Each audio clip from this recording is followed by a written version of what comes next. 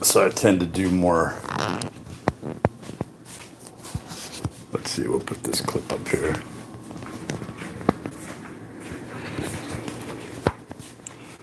So I'm going to be focusing on a little talk with regards to where I'm at. So overall, it was really strange to go into a really high focused carbohydrate diet. With all the talk about carbs, I wanted to jump in there and see what it was like. And for the most part, I did rice. What I found was my body still stored fat almost identically to when I was in my 30s. I had kind of I definitely equated how I looked as far as my body composition in my 30s with being in my 30s, as opposed to now I'm pushing 60 and that my body fat seems to composite as an older man differently, where in fact it does disperse exactly the same way. Exactly. Like it couldn't get. So, if anything,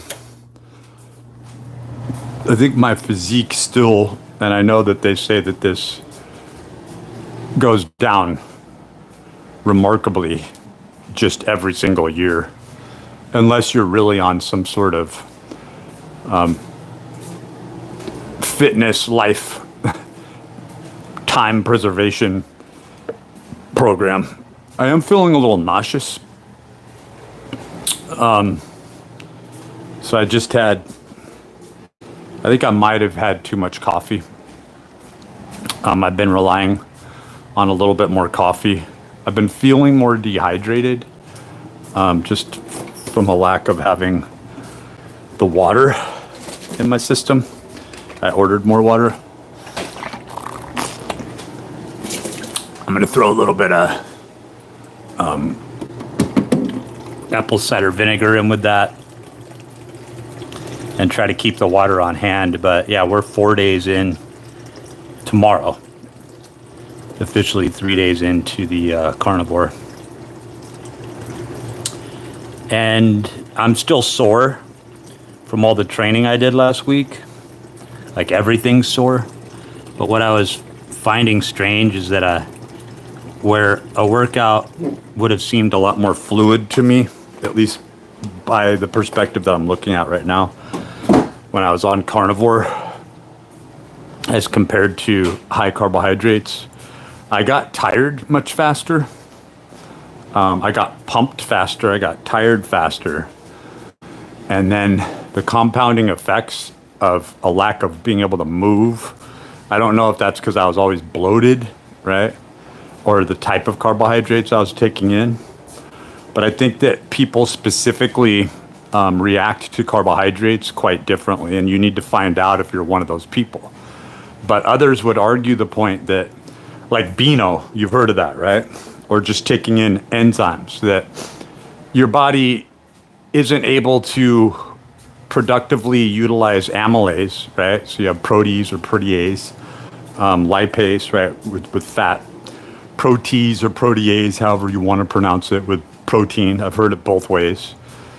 You want to be highbrow, go right ahead. I like to just get the job done and understand it. And understanding the molecular structure is far more important than being able to sit and, use 50-cent words with fellow academics who really don't ever get anything done, right? They needed that title in order to justify why they didn't put more grit in, right? And some would argue that that is grit. And I think that the deviation point comes down to whether or not there's a holistic, naturalistic healing process involved in your nutrition plan, which is orthomolecular science. That's all that really means, is to make right. So if your diet isn't primarily to make yourself right, and if you have to go out of balance in order to lose a few pounds, then you have to really wonder what your priorities, your objectives truly are. You know, are you trying to be something that you're not, or are you trying to bolster the health, the vitality of your own homeostasis, right? Of where you are in balance. And so the first thing you need to do is just go over a list of all the nutrients that you require. Some things that were missing that I added in that I may have actually overdone it with today is this product right here. It's a boron, choline. Yeah, sorry, I can't even see up there. Yeah, exactly. Homeostasis. So being in balance when you look at anabolism, catabolism, the breakdown, the buildup, but you look at metabolism and you see further that it really gets into the MET, right? And this isn't directly equated, but it's inferred that a metabolic equivalent unit is a universal measurement of joules or watts or power out. And this is how you actually use mathematics to be able to assert your body weight, the time, the distance. So when you get into time trials and things like this, which is kind of jumping ahead, you're able to really field test your MET levels, your metabolic equivalent units, right? And this is when performance becomes the hierarchy or the higher tier of the calorie burn, which is just a thermic effect of food. So when you see a higher thermic effect take place, which is the basis of what we're trying to get to, the best that you'll ever get to is probably being able to take in excess 300 to 500 calories. And I've been in a place briefly and known other people who could take in between 700 and 900 extra calories in a day. And what you have to understand is this goes toward building up fascia, tissues, neurohormones, hormones, HPTA, right? But you can't forget about the glandular system, right? And the fluids that are stored in areas that we always take for granted. So you've got 9 layers to your human body. And so when you get back into the homeostatic aspect of being able to get into stasis, or really as it's more broadly referred to as equilibrium, right? Which is a thermodynamic process, right? So when we exercise, cortisol is heavily linked with entropy, right? So you would say you're creating chaos, but you really aren't. You're creating a violent action, and it's seen by way of saltatory conduction or rate coding signals, right?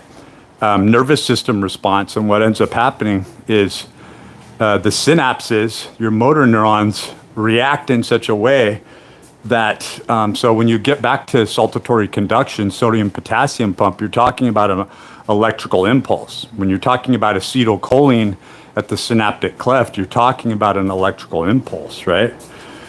So many people in the past have looked at this and gone, well, really, if I start to treat myself from an alkaline to acid sense as if I am a battery, right? That is both storing and then discharging, you know, when you look at a piezoelectric loop or field, this is primarily how pain, the feedback, there's a negative feedback loop that persists, where the pain that people feel, that we feel, doesn't even have to reach the brain. It goes through the nervous system. And so when you become fitter, when you become more acute in your efforts, you're able to withstand more pain, but you're also able to utilize particularly amino acids and nutrients, or really micronutrients, to be able to balance, further balance that out. So we're always going through these morphological changes. And most people, when you get into mutable and immutable aspects, of the human psyche, which correlates directly to this. You would say, oh, you're going off on sort of this Jungian sort of trail. But when you look at personality and persona and behaviorism, you either have a subset of people who are going to go off in more violent behavior, right?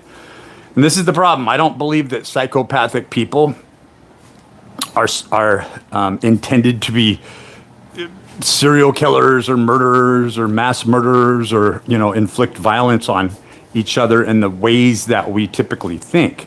I think these are the action-oriented people that interpret and then diagnose themselves and then act out in such behaviors in the traditional term of what a violent movement is, or a ballistic movement. So in other words, because we are no longer able to go into these more ballistic movements, running, jumping, doing somersaults, kicking, who is it that you see doing this type of shit? It's usually some homeless person who's been sleeping on the sidewalk and has, back issues, and they suddenly feel like, holy shit, there's this connection that has to take place. There's something missing in the synapse where I have to go into this direct response, and then there's an abundance of this type of neural hormone behavior, right? That really ties into the blood-brain barrier, the adrenals, and obviously, shows that there's a lower gradient or a lower amount of these balancing agents, just like gamma aminobutyric acid. You could get into SAMe a little bit, right? But that's been heavily scrutinized as a supplement. Right now, I'm doing trimethylglycine, and I find that glycine itself, the simplest amino acid that's available to us, that tastes like sugar, right? You can actually use glycine as a sweetener. This is primarily what collagen is made up of, right? So when you get into these matrices, right, of tissue building and tissue repair, we really need to consider this when we're thinking about psychology. Like, in other words, you have this genetic mapping system where your motor neurons are supposed to be this exact distance apart, right?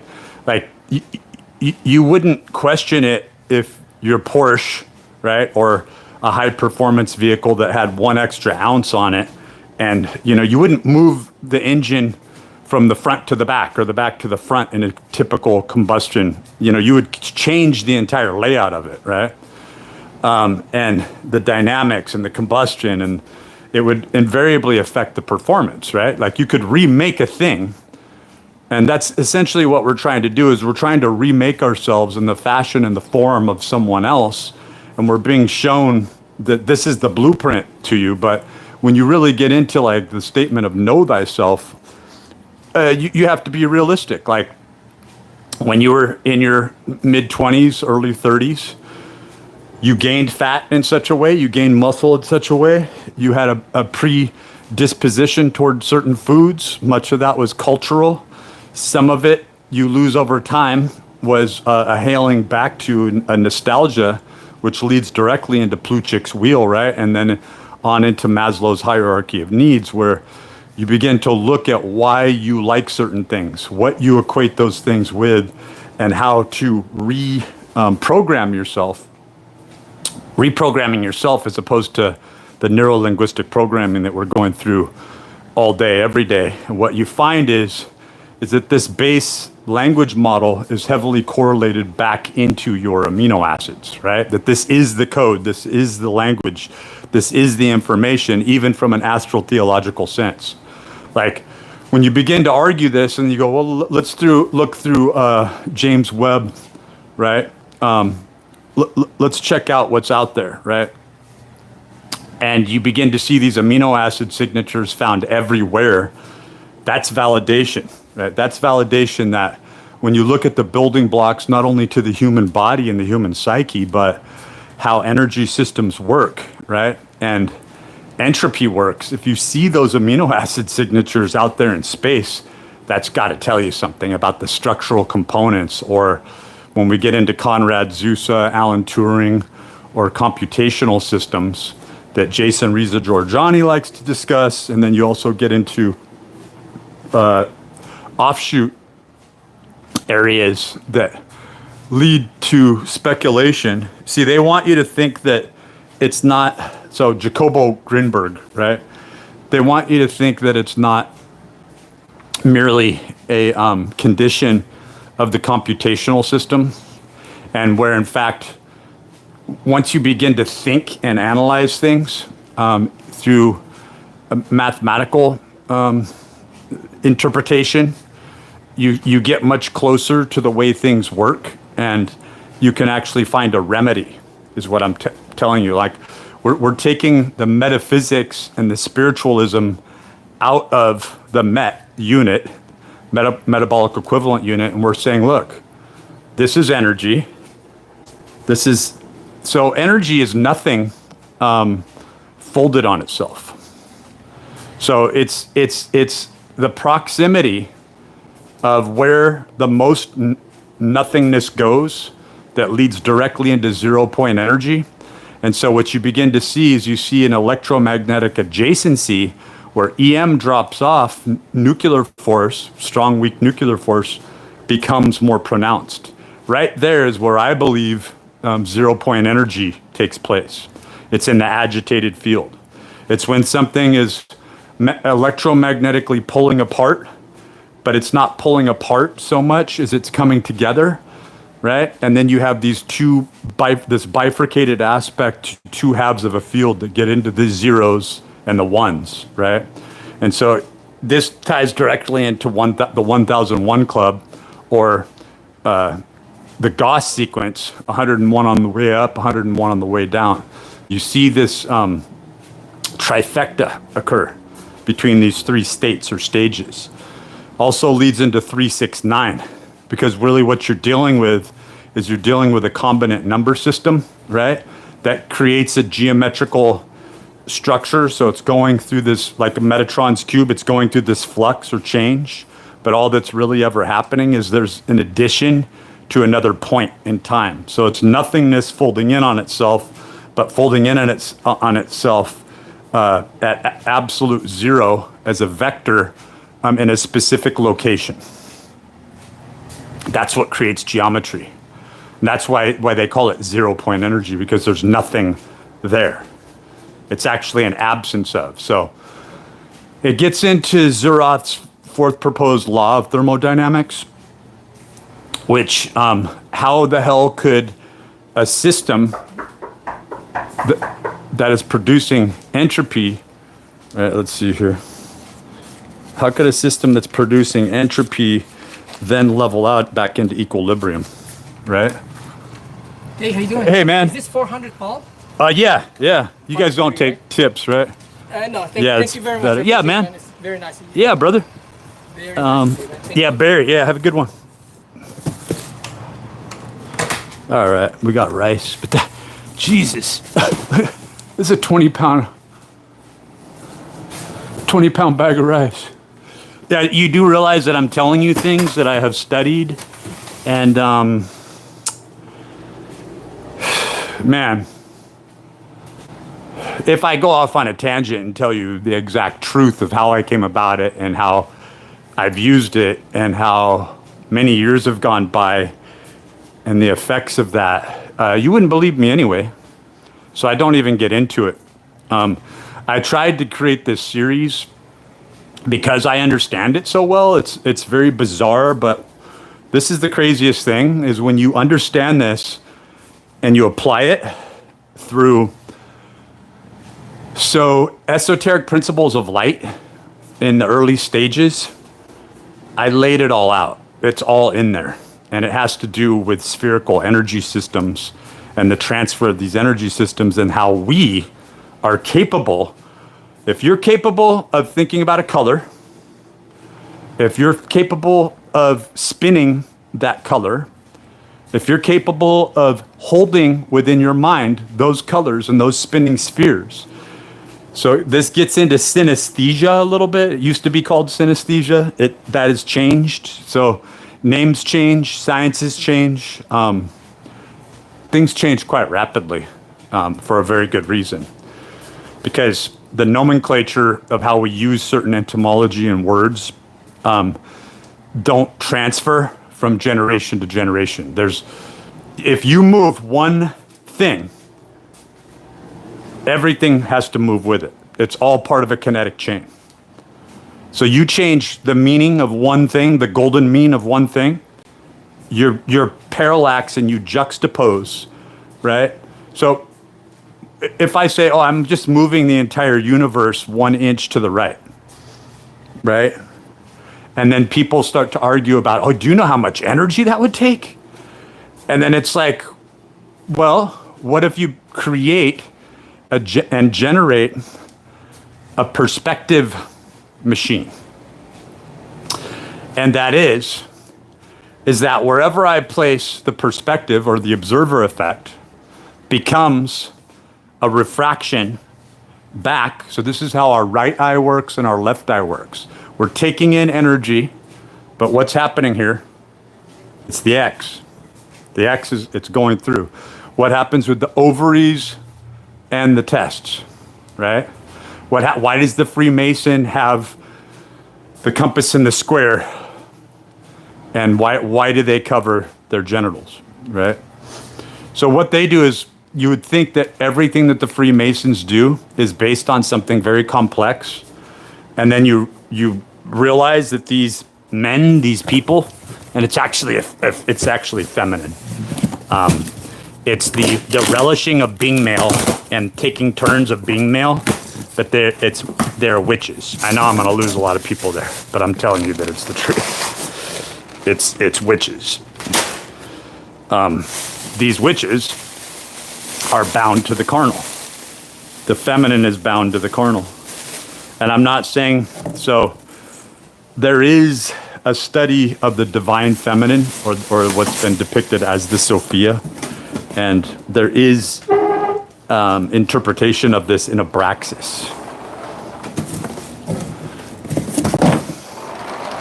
So you get into the combination of male and female. But the reason I'm bringing this up is because when you look at a juxtaposition or an antithetical position, male and female do not sit. It's almost like when you look at the zodiac and you think, oh, here's Gemini and here's Scorpio. They're sitting on opposite sides, right?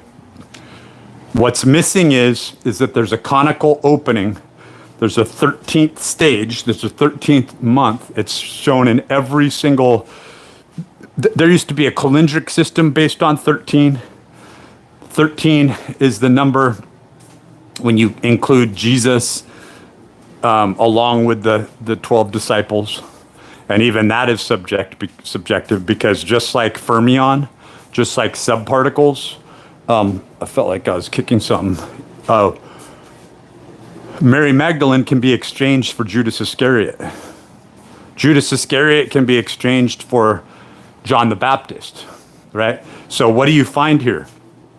When you go down this list, you look at Keirsey temperament sorter, and you begin to see that these are descriptions of houses like the tarot, or descriptions of specific houses of persona or personality.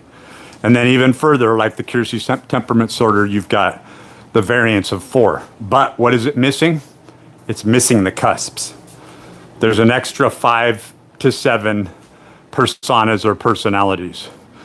So Cliff High was talking about this a little bit the other day, but he's very ingratiating everything. He has a low self-esteem, like all of us. He's super smart. He has had, like, if he were to talk about things, like as much as he seems to know, which he does, if he really begins to talk about the most early imprint of his father's military understanding, he imbued that into Cliff. Cliff understands the military, and you have to understand that about him, that he had a sifting through an amalgamation of all the things that his brilliant father understood as a military man. I believe that whole Dicinian night vision goggle thing happened in the Viet Cong, which is very odd because if you look at that, you're then looking at Andor much differently, because I posted something about that up. And it was the communist revolt against capitalism, which was known as the fascism. You see what I'm saying? What do we have today? The only way for fascism to come into being is through the means of capitalism. How do you think Mussolini? So you're looking at all this growth, all this populous, uneven, asymmetrical effort, and you create an asymmetry, and that's exactly how you thermodynamically charge a system, right? So when I work out, I'm depleting, I'm overtaxing, and then I'm having to supercompensate. And by doing this, I am then able to store more, but it's also based on my personality, the immutable aspects of the personality, which is based on the panacean angles, the distance between my shoulders. All of these things come into play when I'm going through a violent dynamic movement, okay? And some people stay very much on a track, right? And you might then assume them as syllogists, and that they have to go through some sort of non sequitur motivation from an outside source, an intrinsic source. Something has to happen. Drama has to occur. So this is kind of how. So if you are somebody who's not really fazed by much, but you have a family and they are phased, and seismically you are affected through their response, you become sympathetic to their response, then you become a Manchurian candidate, because you are going under the presupposition and presenting yourself as if you're this mellow person, where in fact, when the shit hits the fan, because you love your child so much, because you love your brother or your sister, because you will go above and beyond and go outside of character. So this seems like I'm going off on a tangent, but this is what moves the entire universe, okay? It is the reaction, not the proaction. It's the negativity. It's the self-sacrifice. It's the self-denial. It's the self-punishment. It's the self-affliction that occurs when we go through a tremendous amount of pain that we cannot deal with. So why do you think that all the programs that I put up here, from the Occult Rejects to Operation GCD to the Underclass podcast and all the people that I haven't mentioned here that are affiliated with those channels, why is it that they talk about these programs and the programs are synonymously the same over and over again? They're going to experiment on children. They're going to betray trust. They're going through a protocol that then is put under the guise of the term of Satanism, which is heavily affiliated with the Process Church, and the Process Church is Mormonism and is witchcraft and is provably witchcraft. It harkens back to the Freemasons. It tries to create this complex tapestry, but it isn't being complex. They're allowing people to put their hubris and their temerity, their stamp into the program of what that program, through the interpretation or interpolation, is through the mechanism of the self. So in other words, they're infusing their self. This is why it's very important for the Mormons and the Freemasons to call out the names of those who have been deceased. This is why when you look at their gravestones and you look at the ceremonies that they're buried under, they're inducted into a codified system, and they become part of the matrix of a number system. They're supposed to deny. So everybody's there, right? Everybody's there in the sense of, you see the world as false. You see the universe as bullshit. So what are you going to do with it? And it's like, some people are literally asked this question. I've been asked these types of questions. It's the most bizarre thing when you're sitting down with somebody and you're like, how the fuck did I get here? And how the fuck am I being asked a question by this high-level Mason or this person who's telling me? I don't even know this person, and they're telling me and asking me, what do you want, after they tell me a story about how they were sent in to take out, at 19 years old, without ever spending time in the military or anything. Next thing you know, they're being catapulted on a beach from a submarine to go kill a fucking South American, or maybe it was in the Middle East. He couldn't say where it was, but he was giving off certain, when I say he was somebody that my sister had introduced me to. And I've been like asked questions and sitting across from people again, where I'm just going, how in the fuck did I get here, right? So how you get to a certain place is you take steps, and even when you don't take steps, you're still taking a step because there's a procession happening. So in other words, they push the agenda by doing all of the sacrifices, creating a false narrative of time that is heavily based on grief, where something, an atrocity took place, nobody witnessed it, not one person could recount the event. Everyone was, so when you get into cognitive dissonance, you've only seen one aspect to an event and you don't know how to interpret it, but you're in utter shock. A deer's trying to run across the road. All it saw was straight ahead. And then boom, it's broadsided.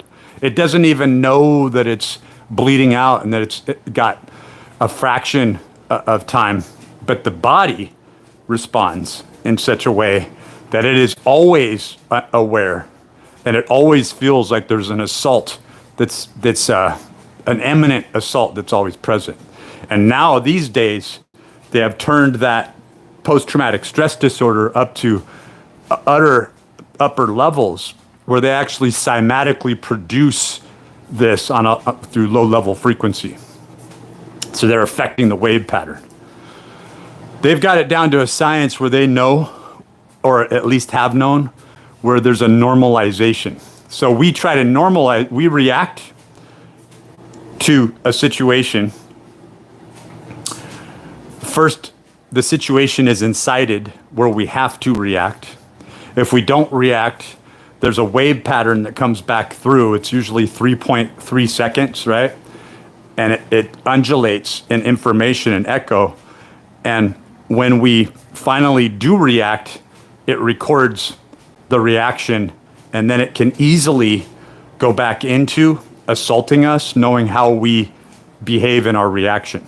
Then it groups us and it couples us with other people who have that same nervous system reaction response, right? And it knows that within a certain window, a degradation or a breakdown, or what might be considered recycling, it depends on how human you are, humane you are, and how much you see things through the perspectivism of another person, right? If you completely lose yourself and you get into this sort of third person scenario, that's exactly where they want you. They want you on the outside of the self, and they want you to feel and realize this is why Hinduism's complete bullshit. Jainism was the answer to Hinduism, right? Just like you might say, and this is very subjective, so don't take this wrong, but Christianity is the answer to the Jews, to Judaism, okay? And what we mean by that is we've come down to base principles, and we're no longer abstracted with the tree of life or the magic with a K, the sex magic. This is why there's a huge... So when I experience ultimate pleasure, and then I begin to understand that all 9 layers of the human body can experience this, and that there's some sort of strange transcendence with this 10th principle, right? This principle of, so why is it the 9th gate? Why is it that it's the 9th circle? Why is 9 so prevalent? Because you have the 9 layers of the human body, but also it's a temporal or carnal marker. But without the full employment of all 9 systems working together, right? The 10th does not emerge, and you'll never see the 10th, right? But has anybody ever said, well, there's 10 layers to the human body because you have to have energy, right? they would say, no, energy is produced here in this system, transferred over in this system. No. And it's kind of like, well, what if it's just all-encompassing energy? You began with energy, you end with energy, it goes back into energy, you get this trifecta, right? So it's not actually 9, it's 10, 11, 12, right? Because you have a product. And you could even add cusps into how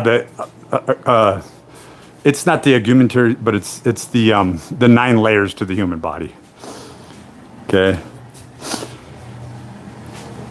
And if you look at the geometry of how everything's put together, the numbers don't lie. It's always the same thing. Nothing can exist here that doesn't meet the geometrical standard, right? So these 5 fingers are not 6 fingers, and there have been many evidences found of 6-fingered giants, 6-fingered entities. And so what you're looking at is a geometrical time structure, a time marker, that where under the presupposition, the guise of a different shift light. So when you get into shift light, you get into photon collision rate of speed that produce this light. So why is it that through the birth of a star, you get these 14 elements, gold is included in that, right?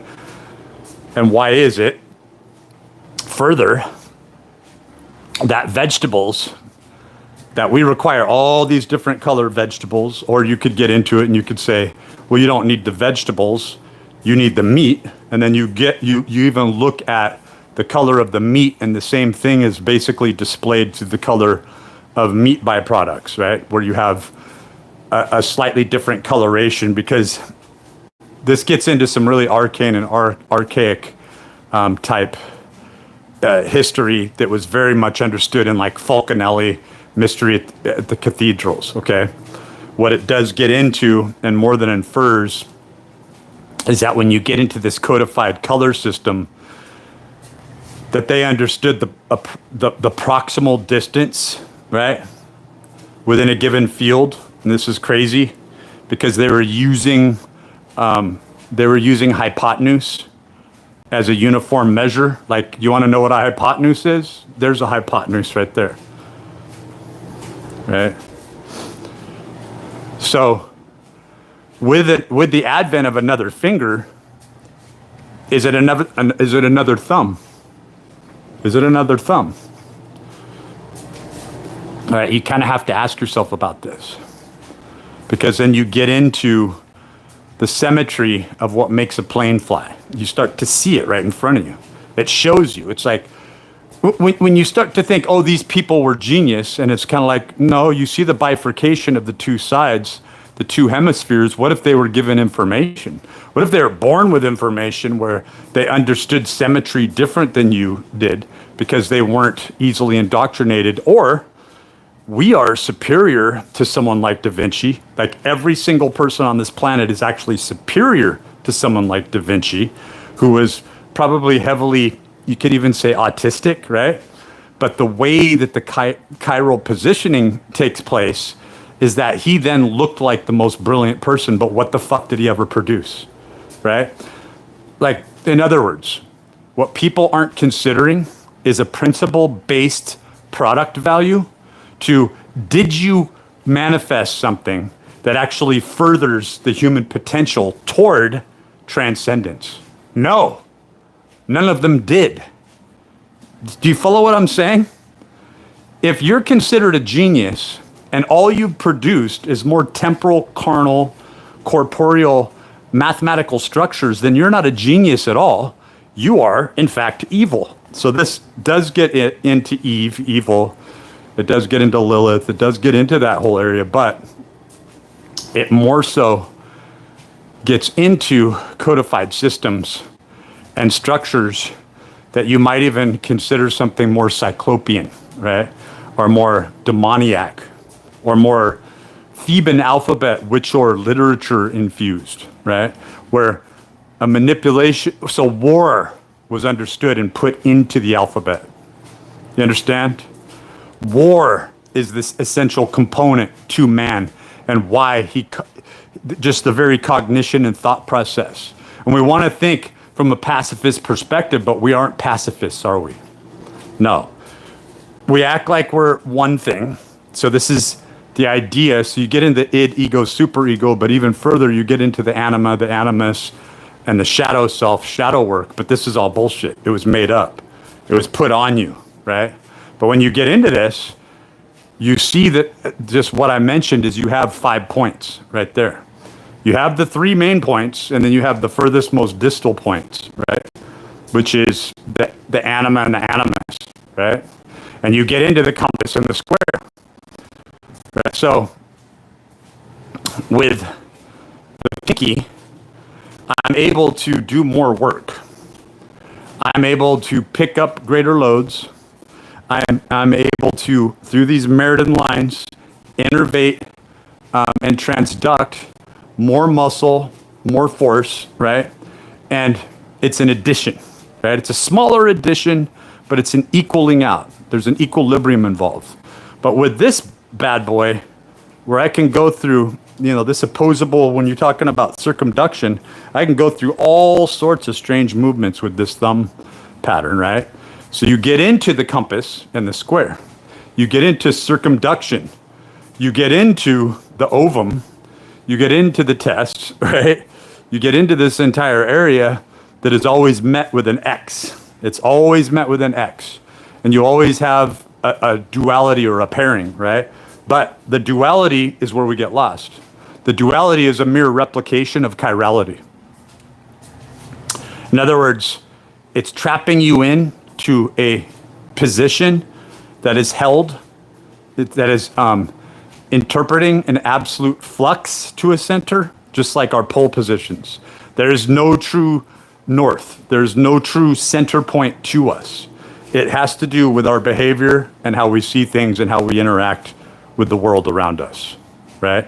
So you would say it's deeds, but it really is thoughts and it's sub-thoughts, because what supplied the effort to the deed, right? And you'd say, oh, I'm going off on a tangent. Isn't this what law is based on? Look at Black's Law Dictionary.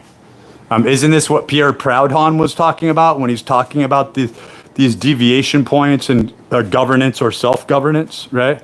So we now live in an abstract place that seems like reality. How much more abstract could you get than to give up all of your rights to a governing system that you already know has machinating plans against you and wants to take you out, and it's already planned for your death, won't even pay for your fucking funeral, and wants to burn you in a box and create grief? Why would you resign yourself to that? And it's like, well, because my forefathers did.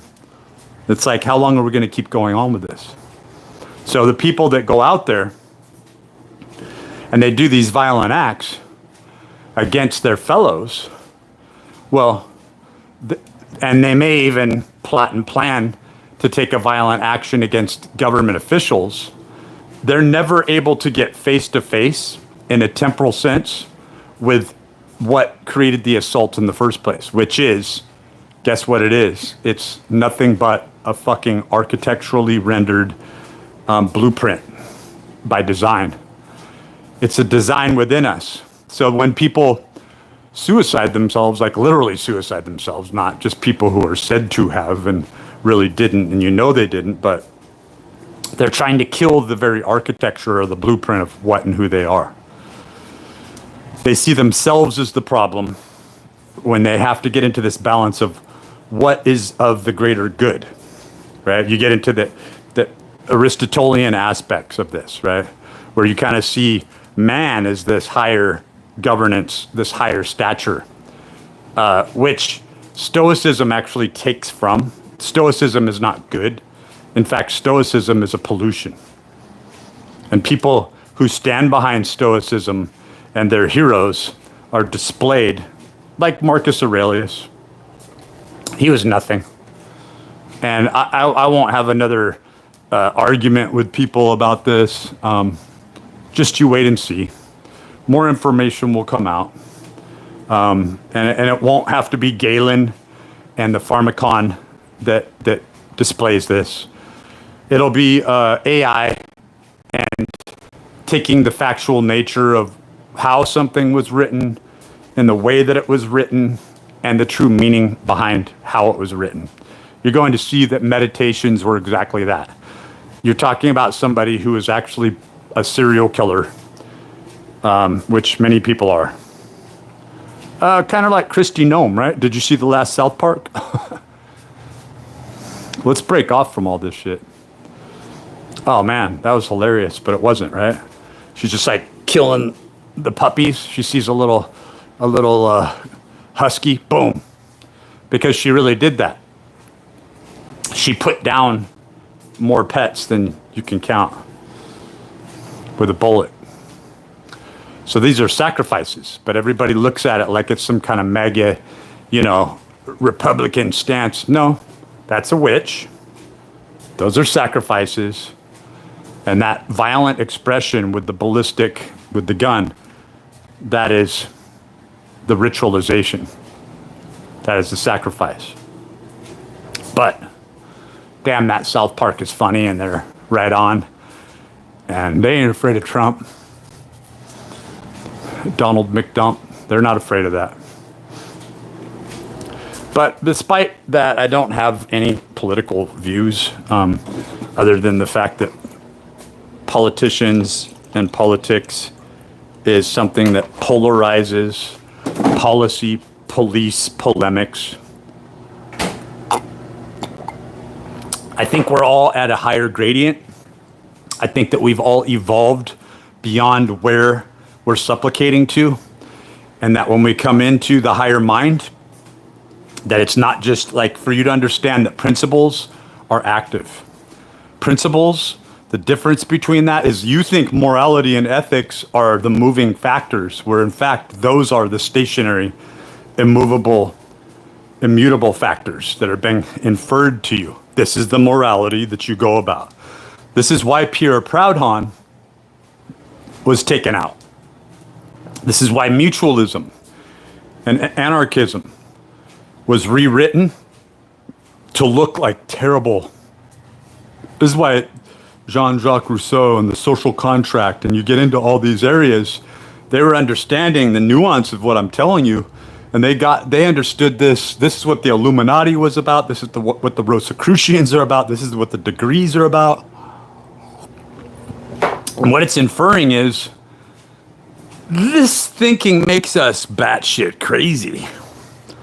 Like, in other words, for you to walk around and think about principles always, everywhere, inferred, always and forever, and then you step out into society and people are like, I want a Krispy Kreme. Let's go on a Krispy Kreme venture.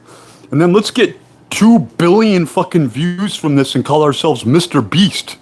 And everybody wants to hide and take leave from reality. Let's do that, kids, says Barney. Right? The mundane. So this is what I love about things like South Park that I hated for a long time, is that there's such a sophisticated, like if you were to pause it and go, okay, if I was to create this animation and try to infer certain really higher concepts that involved arcane and esoteric concepts, how would I do this? You watch an entire little skit and you see 30 seconds, a minute and a half of these monologues that Cartman's going off on. You analyze it and you're going to see something that's extremely esoteric.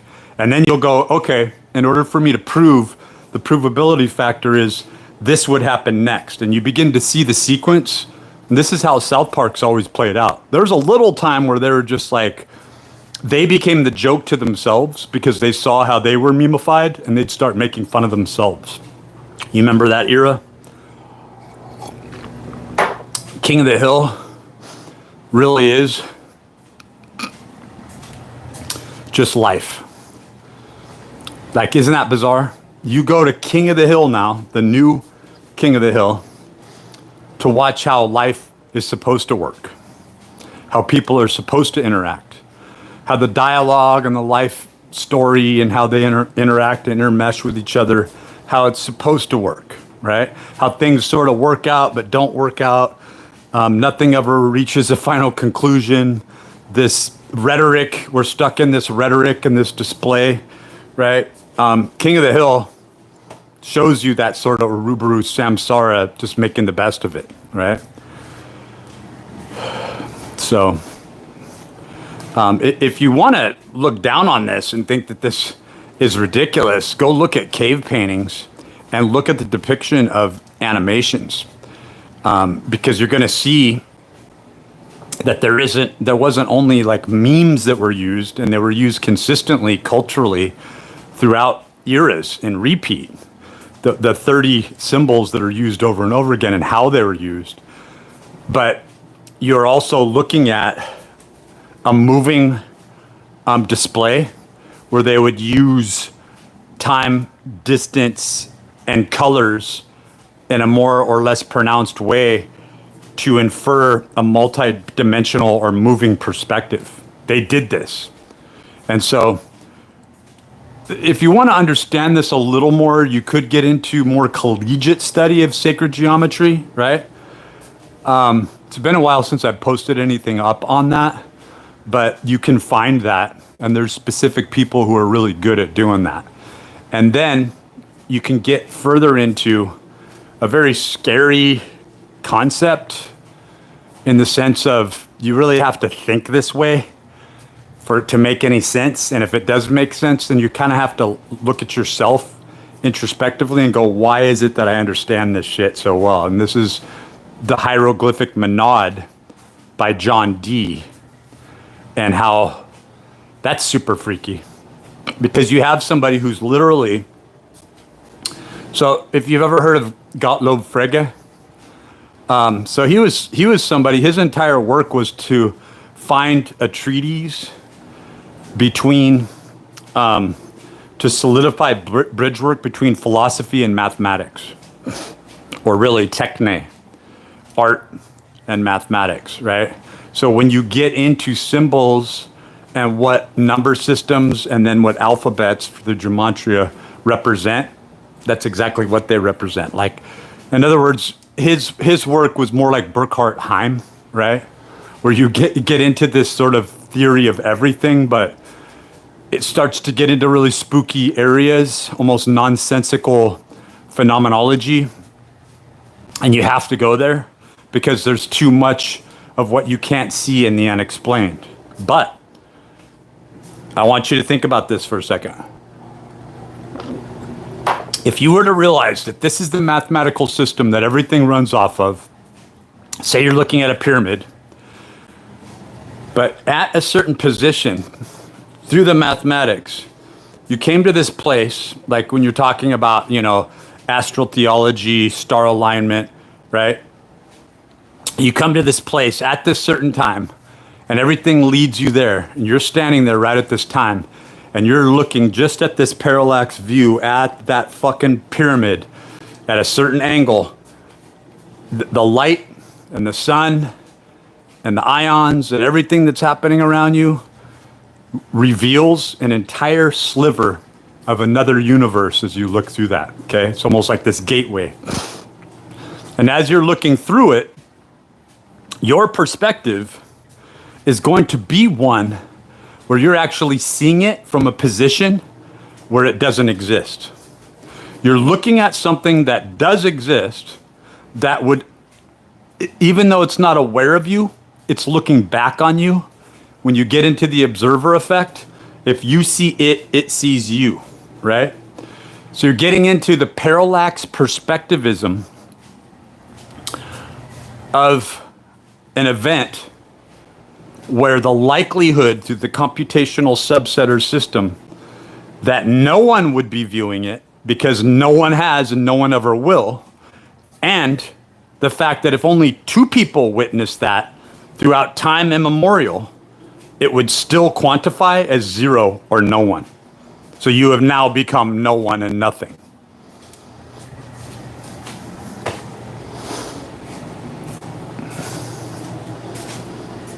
Think about it.